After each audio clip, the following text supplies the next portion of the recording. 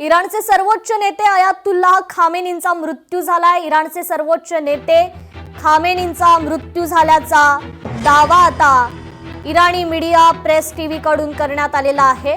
तर Donald Trump यांनी देखील खामेनींचा मृत्यू झाल्याचा दावा केला आहे। त्यामुळे इराणमध्ये आता 40 दिवसांचा शोक आहे। हल्ल्यात खामेनींच्या परिवारातील सर्व सदस्यांचा मृत्यू झाल्याचाही दावा केला जातो।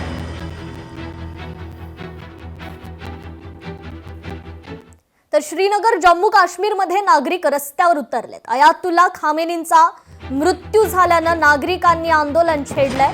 श्रीनगर मधील शिया मुस्लिमांनी ही जोरदार निदर्शनं केलेली आहेत।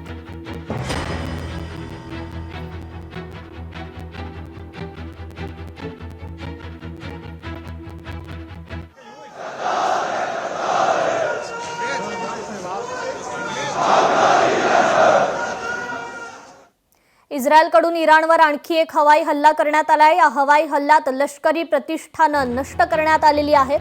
हल्ल्यानंतर आकाशात धुराचे लोट पसरल्याचं पाहायला मिळालं।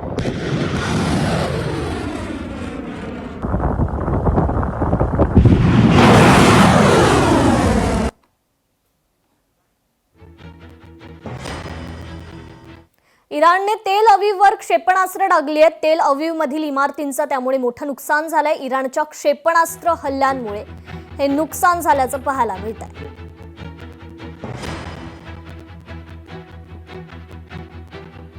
तर अमेरिका आणि इस्रायलने इराणवर हवाई हल्ला केल्यानंतर या भागात अडकलेल्या भारतीयांच्या सुरक्षेचा मुद्दा ऐरणीवर आलाय। इराण, इस्रायल आणि युद्धाच्या सावटाखाली आलेल्या अरब देशांमध्ये जवळपास 90 लाख भारतीय अडकलेत। अमेरिका, इस्रायल आणि इराण युद्धाच्या पार्श्वभूमीवर परराष्ट्र मंत्रालय आणि विविध देशातील दूतावासांनी तिथे राहणाऱ्या भारतीय नागरिकांसाठी तातडीची ॲडव्हायझरी जारी केली आहे। भारतीय नागरिकांना घराबाहेर न पडण्याचा आणि दूतावासाच्या संपर्कात राहण्याचा सल्ला दिला गेलाय।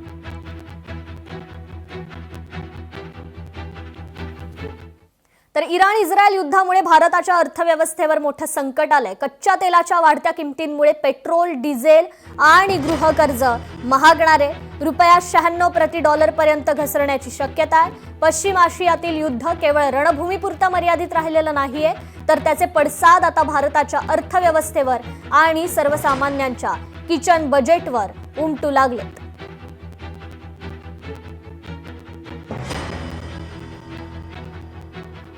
तर या ठिकाणी इराण इस्रायल युद्ध पेटलेलं आहे। दुसरीकडे मात्र महागाईचा देखील भडका उडाल्याची ही चिन्ह पाहायला मिळतात। लोकशाही मराठी ऐका, पहा, जागरूक रहा।